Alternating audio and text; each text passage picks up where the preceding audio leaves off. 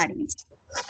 Buen día para todos, soy María de los Ángeles González y junto a mis compañeros Juan David y Karen Lisset de la Universidad Nacional Abierta y a Distancia del Programa de Contaduría Pública vamos a dar la exposición de la consolidación de la partida doble y la ecuación patrimonial, teniendo en cuenta que de los 5 integrantes, solo nosotros los 3 daremos la exposición a 3 temas.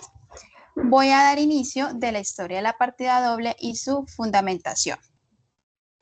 La partida doble tiene origen en la península itálica a finales del siglo XV, aproximadamente en el año 1494, donde fue sistematizada por el padre de la contabilidad, Luca Pacioli, quien a través de su obra Suma de aritmética, geometría y proporcionalidades expone el método de la partida doble, que es el principio universal o la base de la contabilidad, teniendo en cuenta que Luca Pacioli no fue el que halló la partida doble, ya que previamente se registraron manuscritos donde se hablaba de la partida doble y Luca Pacioli lo que hacía era explicar el método que en ese entonces se desarrollaba en Venecia basándose en el tratado de Benedetto Controgli, en el que él fue el autor de una obra que hablaba sobre el comercio y el mercader perfecto, dando indicaciones referente al desarrollo del comercio y de la contabilidad mediante la partida doble. Lo que hizo Luca Pacioli fue sistematizarla, permitiéndola que pudiera ser mucho más fácil para manejarla hoy en día y darle un correcto adecuado en las organizaciones. Se relacionan algunos conceptos muy importantes como lo son los acentos contables, que consisten en las anotaciones realizadas para reflejar una operación o transacción contable. Es decir, que como usuario de esa información puedo saber cómo se realizó ese hecho económico o transacción. De los asientos contables encontramos los asientos simples, donde intervienen dos cuentas, en el que una se carga y la otra se abona, como lo es el débito y el crédito. También encontramos los asientos compuestos, donde se presenta la operación de varias cuentas deudoras y acreedoras. En esta ocasión se presentan a partir o intervienen más de 3 cuentas. Los cargos y abonos, aumentos y disminuciones de las operaciones realizadas. En el cargo aumenta el activo, disminuye el pasivo y el capital, mientras que en el abono es todo lo contrario, aumenta el pasivo y el capital y disminuye el activo. El propósito es que pueda existir un equilibrio entre ambas cuentas. La partida doble, al ser un método para registrar operaciones contables, se basa en los siguientes principios. No hay deudor sin acreedor ni acreedor sin deudor. Esto significa que de acuerdo a la totalidad de los elementos patrimoniales de una empresa, si un elemento disminuye, es porque el otro elemento aumenta. También nos dice que el que recibe es deudor y el que entrega es acreedor. Toda pérdida es deudora y toda ganancia acreedora. Las entradas deben ser iguales a las salidas. En conclusión, podemos decir que la partida doble tiene que ver con la intervención de dos cuentas, una que se debita y otra que se acredita, que es realizada en los asientos contables, de tal manera que la sumatoria de los valores registrados en el débito deben ser iguales a los valores registrados en el crédito. Un ejemplo de ello es el siguiente. El día 28 de agosto se compra mercancía a crédito por un valor de 12 millones de pesos. Aquí podemos ver que la partida doble es estructurada por el código de cuenta, nombre de la cuenta, débito y crédito.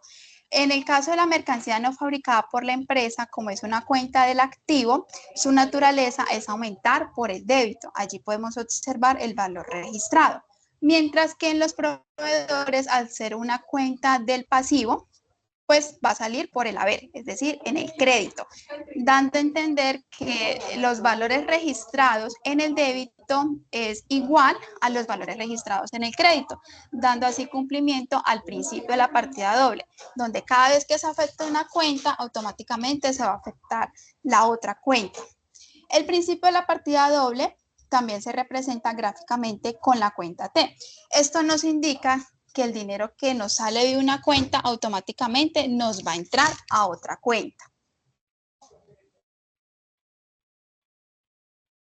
Bueno, por el momento, mucho gusto. Mi nombre es Juan David Ramírez. Yo vengo a explicar sobre el tema de ecuación patrimonial. ¿En qué consiste la ecuación patrimonial es una herramienta fundamental en la contabilidad de finanzas.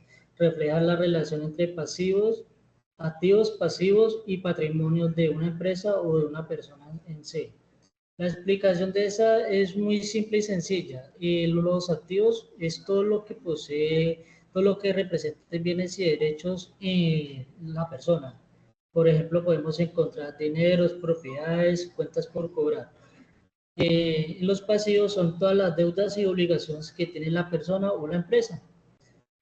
Y el patrimonio es todo lo que queda de la fórmula del activo menos el pasivo.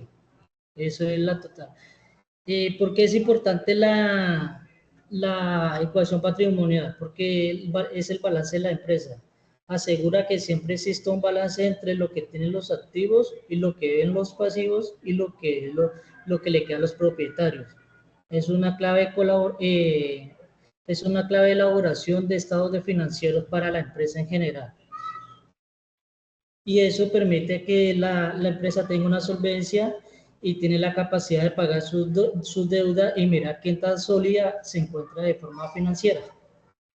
Dale, Lice, continúa. Bueno, pues el día de hoy voy a hablar acerca de los activos, pasivos y patrimonio. El activo, pues como tal, es básicamente un valor que poseemos con la idea de que en algún futuro nos brinde un beneficio. Activo corriente, los activos corrientes también conocidos como activos circulantes, son aquellos bienes y derechos que se esperan convertir en dinero a un plazo no mayor de un año. Por ejemplo, tenemos la caja, los bancos, las inversiones a corto plazo y deudores comerciales. El activo no corriente, este activo no corriente, pues también denominados activos fijos o inmovilizados, y son aquellos que en una empresa, pues son superior al año. En estos tenemos los edificios, la maquinaria, los vehículos, las inversiones a largo plazo y los inmuebles. También tenemos los pasivos. Los pasivos son deudas que tienen las empresas en el presente, pero que se han contraído del pasado. También se le conoce el nombre de estructura financiera, capital financiero y origen de los recursos. El pasivo no corriente está formado por todas aquellas deudas y obligaciones que tiene una empresa a largo plazo. Bueno, es decir, que cuyo vencimiento es mayor a un año. Al tener un vencimiento mayor a un año, pues no deberán volver el principal recurso en ese año, pues no se regrese. Por ejemplo, también tenemos los cuentos por pagar y los préstamos a corto plazo.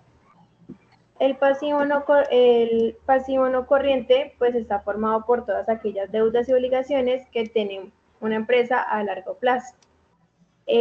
Por ejemplo, tenemos los abonos, los préstamos a largo plazo y los arrendamientos financieros.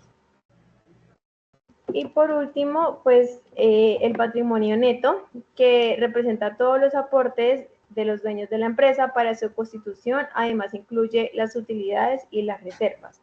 También las propiedades, el dinero, los derechos como patentes o marcas y también obligaciones como deudas o préstamos. Muchas gracias. Esta fue la presentación de nosotros y Muchas gracias por la atención. Muchas gracias. Hasta luego.